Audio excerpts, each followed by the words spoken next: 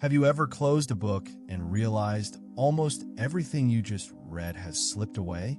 You might remember the cover, a striking quote, or a single moment, but the ideas that mattered most are gone. That's not failure. It's how your brain works.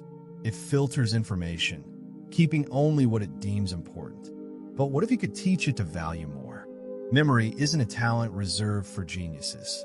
It's a skill, one that scientists, students, and memory champions have mastered. And now you can too. This audiobook will show you how to turn reading into a supercharged tool for learning. You'll discover how to capture the insights that truly matter, retain knowledge effortlessly, and recall it exactly when you need it. Forget passive reading. This is active, intelligent, and transformative. Through scientifically proven methods like visualization, spaced repetition, meaningful association, and active recall, you'll unlock the techniques that let your brain store and retrieve information like a memory champion. By the time you finish, forgetting won't feel inevitable anymore. You'll read, absorb, and remember with clarity and confidence. This is how to remember everything you study, your guide to mastering knowledge and unleashing your mind's true potential. If you truly want to change, subscribe to this channel, Audiobook USA. Here you'll find complete audiobooks, impactful and practical content you can apply in real life, and a completely free PDF with practical steps. It's not just about listening. Now it's about learning, applying, and moving forward, all in one place. Chapter 1. How memory works. To remember what you read, you first need to understand how memory really works. Memory is not a single process. It is a system made up of several stages, each with a unique role in how information moves from something you just noticed to something you truly know. In essence, memory has three main components: sensory memory, short-term memory, and long-term memory. Sensory memory is the initial stage. It allows you to take in the words you see on a page or the voice you hear in this audiobook. It lasts only a few seconds, just long enough for your brain to decide whether to pay attention. When you focus on something like an idea in a book, that information moves into your short-term memory, also called working memory. This is the mental space where you hold and manipulate information for a brief period, usually no more than 20 or 30 seconds. Its capacity is limited. You can only retain a few pieces of data at a time. That is why you can easily forget what you just read if you get distracted. The goal of effective reading is to transfer information from short-term memory to long-term memory. This process is called consolidation. Consolidation occurs when the brain strengthens connections between neurons, forming stable patterns of knowledge. This process is not instant. It requires time and repetition. One of the most important factors for consolidation is sleep. During deep sleep, the brain organizes, strengthens, and integrates new memories, deciding which to keep and which to discard. Rest, pauses, and even brief periods of reflection give the brain the space it needs to store what you learn. Understanding this process changes your approach to learning. Instead of memorizing information without fully understanding it and hoping it sticks, you start to know that true retention requires a rhythm. Periods of focus followed by periods of rest. When you give your brain this balance, you turn reading into lasting understanding. Now, let's examine two key stages of memory that determine our ability to remember what we read: encoding and retrieval. Encoding is the process of transforming information into a format the brain can store. Imagine it as the translation between written words and the mental representation your brain creates. The stronger and more meaningful the encoding, the easier it is to remember later. For example, when you connect a new idea from a book to your personal experience, you create a richer memory trace, a mental connection that is much harder to forget. Retrieval, on the other hand, is the act of bringing stored information back into consciousness. This happens when you recall a quote, a concept, or a story you read weeks ago. Retrieval strengthens memory because every time you recall something, you reinforce the neural pathway that stores it. That is why practices like self-testing or summarizing what you read are so effective. They turn memory into an active process rather than a passive one. But if memory has such powerful systems, why do we keep forgetting? The truth is, forgetting is not a failure. It is a natural part of how the brain works. The brain constantly filters information, discarding what it considers irrelevant to make room for new knowledge. Without a certain degree of forgetting, our minds would be overwhelmed by irrelevant details. However, it is possible to control forgetting. By reviewing information at strategic intervals, we remind the brain that the material is important and worth keeping. This is where methods like spaced repetition and retrieval practice, which we will explore later, become essential. In summary, your memory is not broken. It is perfectly designed to prioritize meaning, connection, and repetition. When you understand how short-term and long-term memory interact, how encoding and retrieval reinforce each other, and how consolidation transforms new information into lasting knowledge, you begin to read not just for the moment, but for a lifetime. Chapter 2: Reading versus Remembering. Most people assume that reading automatically leads to learning. You open a book, scan the page with your eyes, and absorb information. But in reality, reading and remembering are very different. You can read an entire chapter, even a whole book, and still remember nothing. The difference is not your intelligence or ability, it is how you read. This is where we distinguish passive reading from active reading. Passive reading occurs when you read text without much interaction. Your eyes see the words, but your mind does not process them. You may recognize sentences, even enjoy them, but no connections are formed, and you do not reflect on their meaning. Consequently, the brain treats the information as temporary, something to discard once reading is finished. Active reading, on the other hand, is a conversation with the text. It involves asking questions, highlighting key ideas, visualizing concepts, and reflecting on how the information relates to what you already know. When you read actively, you do not just consume information, you transform it. The brain feeds on meaning, and the more meaning you attach to what you read, the more likely it is to be retained. Research in cognitive psychology consistently shows that the depth of processing determines the strength of memory.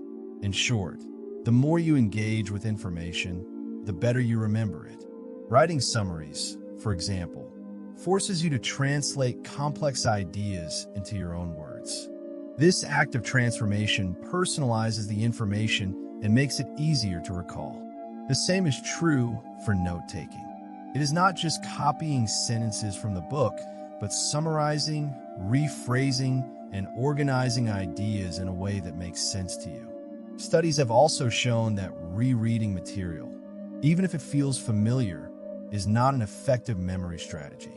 Familiarity tricks the brain into thinking it knows the information when it actually does not. Active recall, trying to remember what you have read without looking at the text, is far more effective. By retrieving information from memory, you strengthen the neural pathway that stores it. Every time you recall an idea, it becomes easier to access in the future. Active reading does not require complicated techniques. It starts with intention. Before opening a book, ask yourself, what am I reading? Why am I reading it? Are you reading to solve a problem, learn a skill, understand something better, or simply for pleasure? When you have a clear purpose, your mind automatically filters and stores information that aligns with that goal. You start noticing connections, forming associations, and identifying the key ideas that matter most. Another powerful mindset shift is to consider reading as an act of learning, not entertainment. Even when reading fiction, Pay attention to themes, character motivations, and lessons that reflect human behavior or life principles. In nonfiction, highlight practical ideas, things you can test or apply immediately. Using what you read reinforces it. Application is one of the most effective ways to consolidate memory. Finally, do not rush. Speed can be useful for a quick read to get a general idea, but true understanding and retention require focus. Give your brain time to absorb and connect ideas. Slow reading, reflection, and pauses to think allow your memory to do its work. When you approach reading with a purpose and actively engage with the material through questions, summaries, note-taking, and applying what you learn, you transform reading from a temporary experience into a source of lasting knowledge. Chapter 3. Establish meaningful connections. One of the most important discoveries in cognitive science is that the brain does not store isolated facts well. It remembers connections.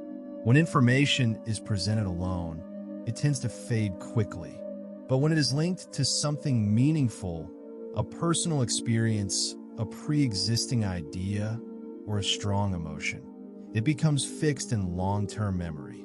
The key to remembering more of what you read is learning to establish these connections deliberately.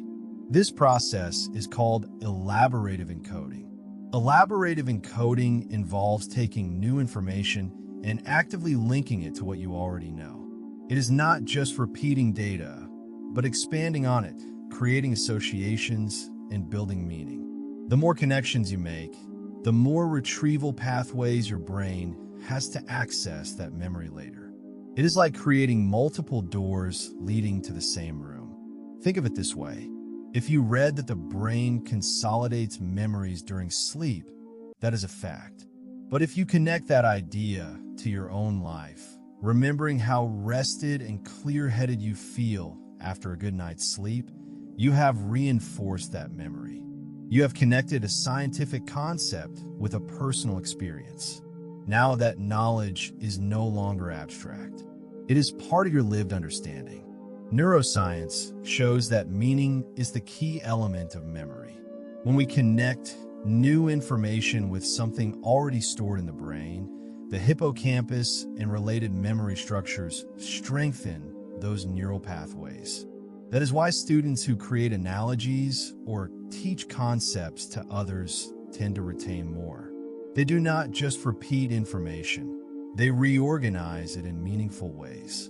To apply this to your reading, get into the habit of pausing after each main idea or section and asking yourself, what does this remind me of? It could be an experience, another book, a movie, or a conversation you have had. Your goal is to give the new idea a place in your mind. The brain thrives on patterns and relationships. When you help it recognize them, learning becomes consolidated. Here is a practical exercise. While reading, use a simple 2-column note sheet. In the first column, write the new idea or concept. In the second column, write a personal connection or an analogy. For example, if a book explains that habits form through repetition and reward, you can relate it to how you learn to drive or play an instrument. Every time you do this, you're not just taking notes, you are building a web of understanding your brain can easily follow later. Analogies are especially powerful because they transform abstract information into something familiar. They act as mental bridges between the unknown and the known. When you say, the brain is like a muscle that strengthens with exercise, you turn an invisible process into something visual and concrete. The next time you think about improving memory, that analogy will come to mind instantly because it is simple, relatable, and emotionally engaging. Emotion also strengthens the connection. Research shows we remember emotional experiences much better than neutral ones. Therefore, while reading, notice what evokes emotion, curiosity, enthusiasm, frustration, or inspiration. Ask yourself why it moves you. This emotional awareness adds another layer of meaning. making the memory even more durable. Ultimately, the secret to remembering what you read is not to try harder, but to connect more intelligently. The more you can integrate new ideas into the structure of what you already know and feel, the more naturally your memory will retain them. When you read, do not focus on memorizing. Focus on deep understanding. Every time you find a way to relate what you learn to your world, you transform information into knowledge, and connected knowledge is what lasts. Chapter 4: Active Recall and Retrieval Practice. If there is one technique that stands out above almost all others in memory science, it is active recall. This process involves deliberately bringing information to mind without consulting the original source. It sounds simple, but it is one of the most effective and well-documented methods for strengthening long-term memory. When you reread a text, you feel like you're learning. The words are familiar, the ideas seem clear, and you may even feel confident. Yes, I know that feeling, but that familiarity is deceptive. Psychologists call it the illusion of competence. You recognize the material, but that does not mean you can recall it when it really matters. Active review breaks this illusion. It forces your brain to do the real work of remembering, which is exactly what strengthens memory. Think of memory as a muscle. When you reread, you watch someone else exercise. When you practice recalling, you are lifting the weight yourself. Every attempt to retrieve information strengthens the neural connections. In fact, research shows that trying to remember information, even if you make mistakes, is more effective for long-term retention than rereading or highlighting text. The effort itself signals to your brain that this information is valuable. To apply this to reading, start gradually. At the end of a section or chapter, close the book and ask yourself, what did I just read? Summarize it aloud or in writing in your own words. Do not worry about perfection. The goal is to activate your memory, not recite it word for word. If you struggle to remember something, that is a good sign. It means your brain is working to strengthen that connection. Then reopen the book and check what you forgot. Each correction refines your memory and deepens your understanding. Another effective method is turning reading into questions. For example, if you're reading about elaborative encoding, you could ask yourself, what does elaborative encoding mean? How does it help memory? Can I think of an example from what I have read? By turning information into questions, you give your brain clear cues to retrieve it. This makes studying, reviewing, and remembering much more efficient. If you read nonfiction, you can even create the habit of making a short quiz for yourself. After each chapter, write 3 to 5 questions about the main ideas. Later, that same day or the next, try to answer them without looking at your notes. This spaced repetition over time is a form of retrieval practice and is one of the most scientifically supported methods to reinforce learning. Speaking aloud is another underestimated tool. By verbalizing what you read, you engage additional senses, hearing and speech, which strengthen memory. Teaching the material to someone else multiplies this effect. When you explain an idea in your own words, you do not just remember it, you reconstruct it, making it far more memorable. You can even combine active recall with movement or visualization. For example, while walking or commuting, try mentally summarizing a book you recently read or visualize a chapter structure as if you were drawing a mind map. The more your brain participates, the stronger the memory becomes. Consistency is key. Incorporate brief review moments into your regular reading routine. Pause after each chapter. Reflect at the end of each reading session. Review the next day. The more often you retrieve information, the more automatic it becomes. Remember, forgetting is not failure. It is part of the process. Every time you try to recall a memory, you strengthen it. Active recall turns reading into an interactive experience rather than a passive one. It transforms books from simple readings into tools you truly internalize. So instead of asking how many books you read this month, start asking how much of what you read you can remember and explain. That simple question shifts your focus from consumption to understanding and from temporary learning to lasting knowledge. Chapter 5: Spaced Repetition and Interleaving. Memory benefits from repetition, but not just any repetition. Reviewing the same material over and over in a single session gives the illusion of progress, but leads to rapid forgetting. The key is timing. The brain needs time between review sessions to consolidate memories. This process is called spaced repetition. Spaced repetition is based on the principle that we remember information more effectively when we review it at gradually increasing intervals. Each time you review what you learned, you remind your brain that this information is valuable. Strategically spaced repetition moves knowledge from short-term storage to long-term memory.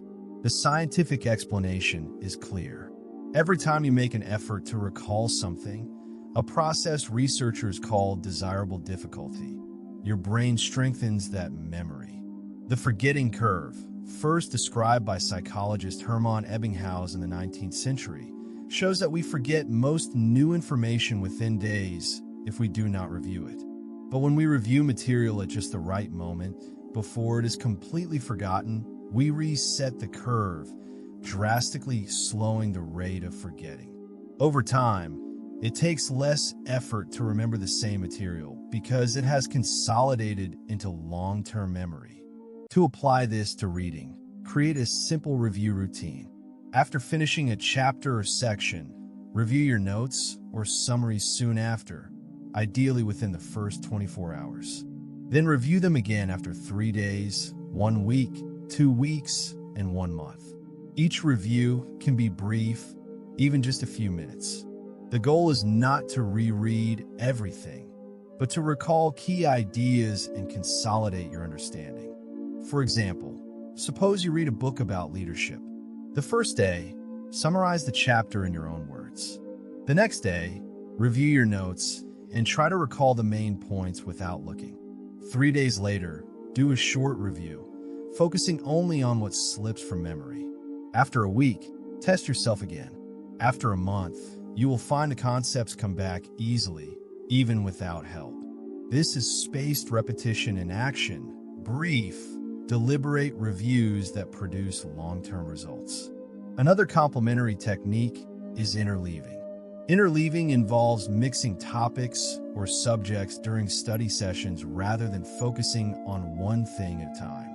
At first, this may feel more difficult and less productive because the brain constantly changes context.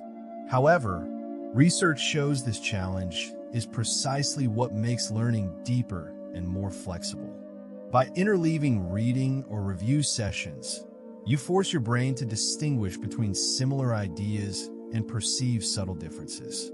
This improves comprehension and strengthens memory. For example, if you're reading several books, one on psychology, another on business, and another on personal development, alternate between them every few days. The change of topic keeps your mind active and creates interrelated connections that reinforce memory. Interleaved reading also works within a single book. Instead of reading it from beginning to end at once, occasionally return to previous chapters and relate their ideas to what you are currently reading. Ask yourself how this concept connects with what I learned before. This iterative reflection reinforces patterns and helps you understand the bigger picture, transforming isolated data into integrated knowledge. To create an effective review schedule, keep it simple. Review immediately after reading. Repeat the next day, 3 days later, 1 week later, and finally after 1 month. Each review session can last just 5 to 10 minutes. Consistency is key, not duration. You can track your reviews in a notebook, calendar, or a spaced repetition app. The most important thing is to make it a habit. Spaced repetition and interleaving may seem like small adjustments, but their effects accumulate over time. Instead of feeling like you start from scratch, every time you open a book, you will find that ideas come back naturally, ready to be used, applied, and developed. Reading once gives you a general idea. Careful review allows you to master knowledge. By combining frequency and variety, you train your memory to retain knowledge not just for days or weeks, but for years.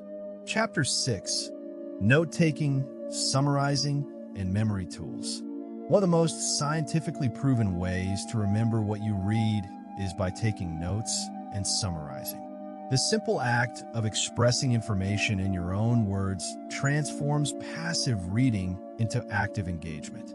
When you summarize, your brain must interpret, organize, and reframe the material, which deepens understanding and strengthens memory. Psychologists call this generative learning. You do not just absorb information, you create meaning from it. Studies show that students who write brief summaries or paraphrase key ideas remember up to 50% more than those who simply highlight or reread. Why? Because summarizing requires you to decide what is essential, discard what is not, and restructure it in a way that makes sense to you. To apply this, try the 3-step note-taking technique. First, while reading, take brief bullet point notes of the main ideas. Do not copy sentences. Rephrase them in your own words. Second, after reading, write a short paragraph summarizing the chapter in your own words. Third, during review, go over your notes and highlight patterns, contradictions, or ideas that connect different chapters. This approach not only makes recall easier, but also helps you visualize the structure of what you read, the underlying framework beneath the details. Beyond note-taking, there are mnemonic tools, scientifically validated techniques to store and retrieve information accurately. Among the most effective are mnemonic rules and the method of loci, also known as the memory palace. Mnemonic rules are shortcuts that make it easier to remember complex ideas by linking them to vivid and simple cues. Some examples include acronyms such as SMART goals, specific, measurable, achievable, relevant, and time-bound, rhymes, and alliteration. The key is that the mnemonic is memorable. The more exaggerated or emotional the connection, the more firmly it sticks in memory. The method of loci, or memory palace, is a more advanced but incredibly powerful technique used by memory champions worldwide. It involves associating information with places you know well, such as your home or a familiar route. Each piece of information is mentally placed in a specific location. Later, to recall it, you simply walk through your mental space and retrieve the stored details. You can use this technique while reading. Imagine your living room as Chapter 1, your kitchen as Chapter 2, your hallway as Chapter 3, and so on. While reading, assign key ideas to specific locations. Later, when you want to remember them, mentally walk through your house. You will find the ideas exactly where you place them. This technique takes advantage of the brain's superior ability to remember spatial and visual information, turning abstract concepts into concrete mental images. Another powerful tool for memory improvement is visualization. The brain is designed to process images. We process images 600 times faster than text. While reading, try to visualize what the author describes. Turn abstract concepts into mental images, diagrams, or mind maps. For example, if you read about how the brain consolidates memories during sleep, imagine neurons forming connections like glowing threads intertwining in the dark. The more sensory and detailed your mental images, the easier they are to remember. However, it is essential to remember that not everything deserves the same attention. Trying to memorize every detail leads to overload and fatigue. Instead, focus on key ideas, principles, patterns, and main conclusions that support the rest of the text. Ask yourself, what is the main message here?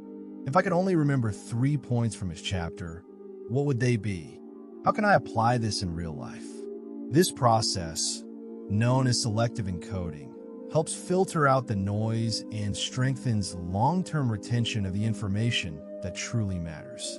In practice, you can combine these techniques. Take notes in your own words, create simple mnemonic rules for key terms, visualize ideas clearly, and consciously decide what deserves your attention.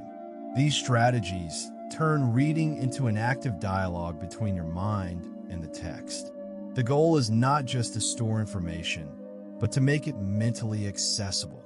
With proper notes, mental images, and memory cues, you'll find that knowledge no longer disappears in a week.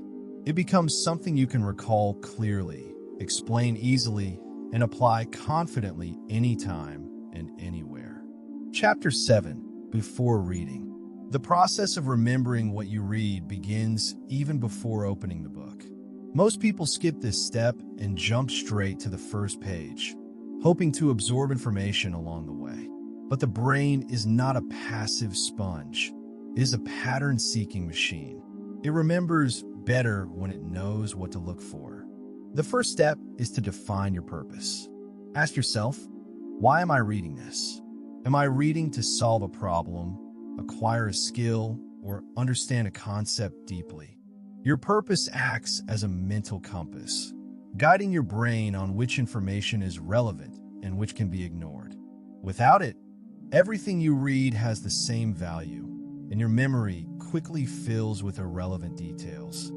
For example, if you're reading a book on productivity, your goal might be, I want to learn to manage my time better in my business.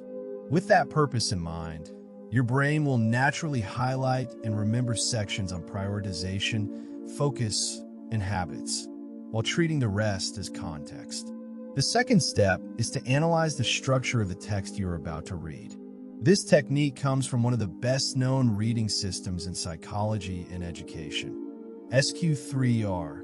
Survey, question, read, recite, review. The survey step involves spending a few minutes examining the structure before you start reading. Look at the table of contents, chapter titles, subtitles, bolded terms, and summaries. Quickly scan introductions and conclusions.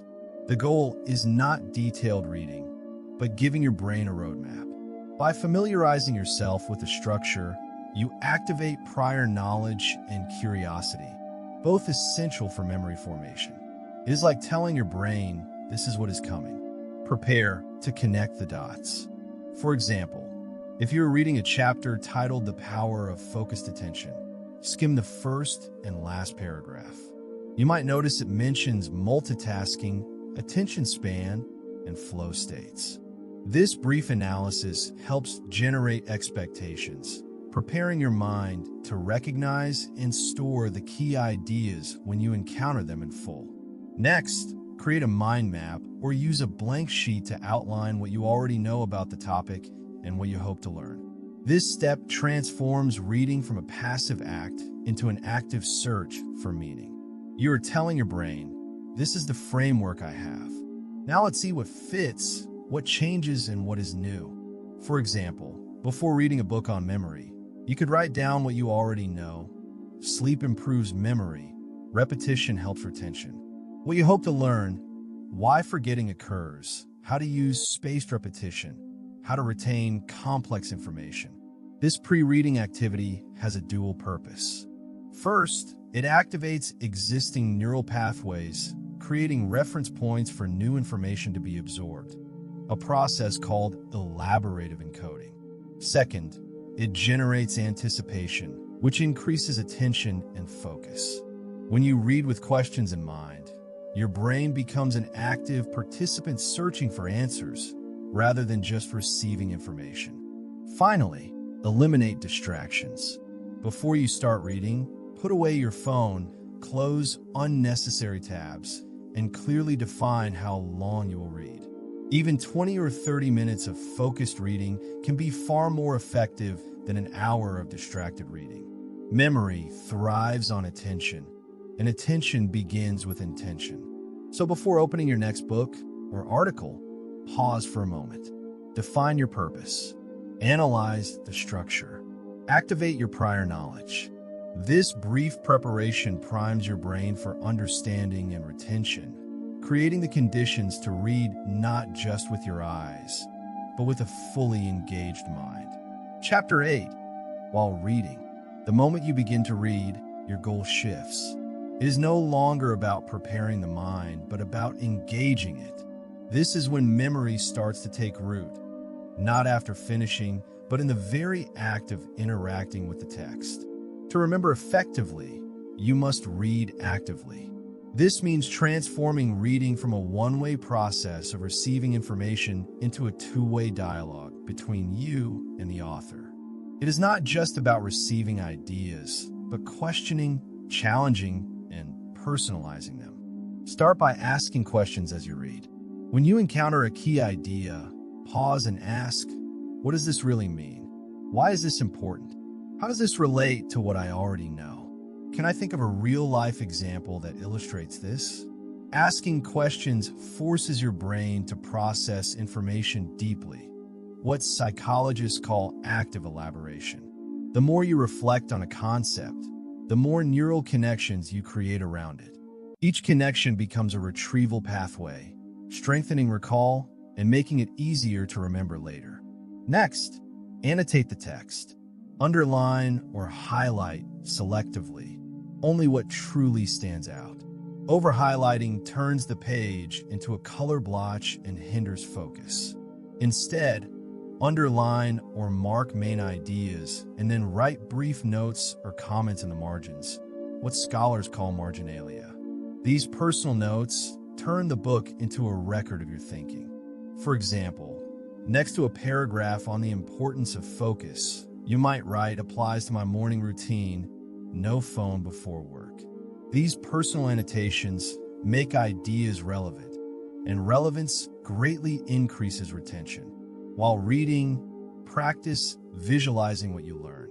The brain encodes images far more effectively than words. If you read about a process, like how the hippocampus consolidates memory during sleep, do not just read the words. Visualize it. Imagine the brain forming new connections like a network lighting up. Turning abstract ideas into mental images makes them tangible and easy to remember. Another effective technique is generating your own examples. By linking new information to real experiences, you give it emotional and contextual weight, two powerful anchors for memory. If the book describes the importance of deliberate practice, think of a time when you improved a skill through repetition. By creating examples from your own life, ideas move from theory to personal reality. Throughout this process, distinguish between what is important and what is supplementary. Not everything in a book deserves the same attention. Some sentences add depth, others provide context, but only a few convey the main message. Ask yourself, if I had to explain this chapter to someone in a minute, what 3 points would I include? This mental filter helps focus on the essence rather than the details. It can also be helpful to have a small notebook or digital document while reading. Write brief reflections or summaries at the end of each section. Not full sentences, just phrases that capture the main idea. This engages both your reading memory and motor memory, doubling retention. Most importantly, read slowly. Active reading is not about speed, but understanding. Skimming can familiarize you with the text, but comprehension and retention come from deliberate reading. Allow yourself to pause after important paragraphs, reflect, and connect ideas. When you interact with the text by questioning, annotating, visualizing, and distinguishing what truly matters, you do not just read words. You shape ideas, form connections, and build lasting memories that will stay with you long after closing the book. Chapter 9. After reading. The moments after reading are crucial for strengthening memory. This is when the brain begins consolidating what you have learned, deciding what to keep and what to discard. What you do during this phase determines whether knowledge fades in hours or stays with you for years. Start by writing a quick summary. In the first 5 to 10 minutes after finishing a chapter or section, jot down what you remember without looking at the book. Use your own words, not the author's. This technique is called free recall and is one of the most scientifically supported methods for improving retention. By recalling information, you strengthen the neural connections that store it. Your summary does not have to be perfect or polished. It could be a short paragraph, a bulleted list, or even a voice recording. The important thing is that it comes from your own understanding. If you find gaps, ideas you cannot fully explain, it is not failure. It is feedback indicating where you need to reinforce comprehension. Next, teach it, even if only to yourself. The Feynman technique, named after physicist and Nobel laureate Richard Feynman, is one of the most effective tools for retaining knowledge. The principle is simple. If you cannot explain something clearly and simply, you do not understand it well enough. Try verbalizing what you just read aloud, as if teaching a friend or your younger self. Use simple language and avoid jargon. If you stumble or realize you cannot explain a concept smoothly, return to that section of the book and clarify it. Teaching transforms passive memory into active mastery. Finally, integrate the new information into your existing knowledge network. Imagine your mind as a vast web of interconnected ideas. New knowledge is best absorbed when linked to something you already know. Ask yourself, where does this fit with what I already understand? Confirm, expand, or question something you believed before. How can I apply this in my daily life or at work?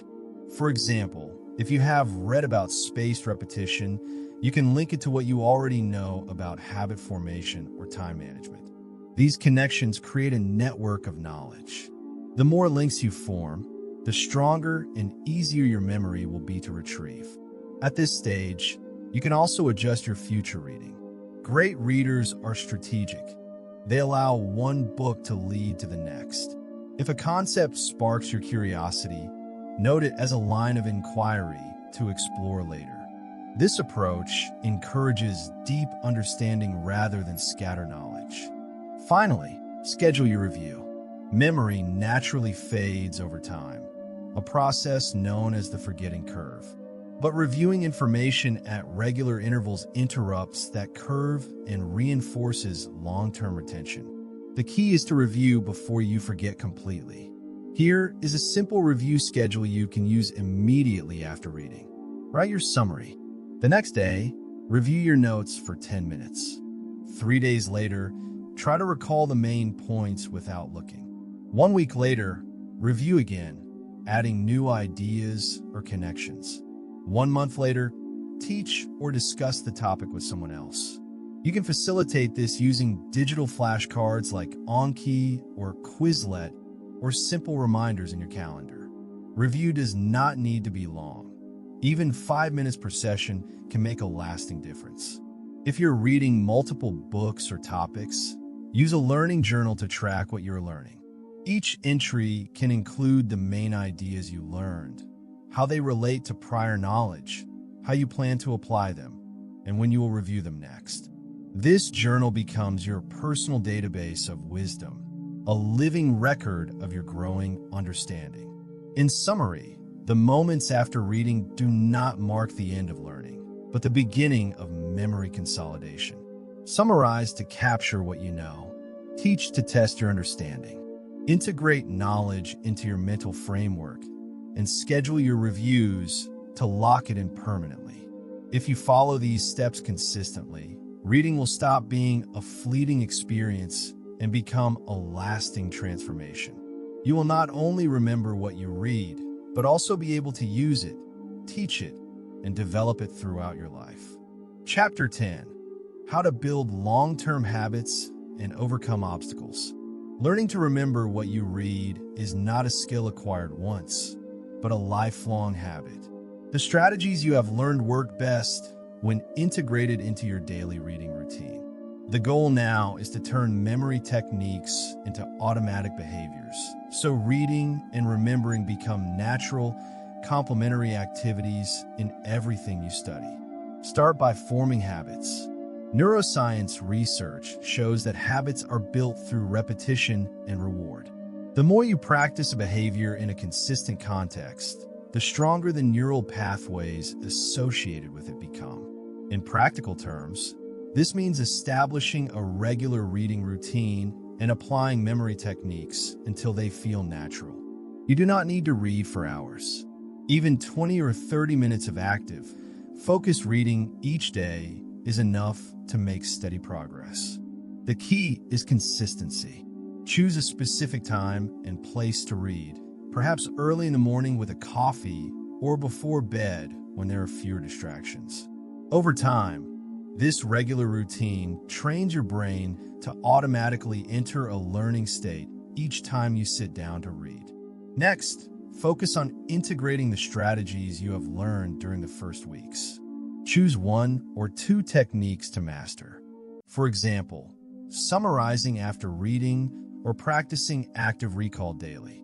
Once you feel comfortable with them, add another layer, such as spaced repetition or creating mind maps. This gradual process prevents overload and ensures each strategy becomes a solid habit. But as with any habit, obstacles will arise. The most common are distraction, lack of motivation, shallow reading, and failure to follow up. Let's start with distraction. Modern life offers endless interruptions, notifications, messages, background noise, all competing for your attention. Attention is the foundation of memory. If your mind is divided, your retention drops drastically. The solution is to create a reading environment that promotes focus. Turn off notifications. Use noise-canceling headphones or soft instrumental music, and dedicate a physical space, even a corner, exclusively for reading. Consider it your mental training zone. Next comes motivation. Sometimes you simply do not feel inspired to read carefully.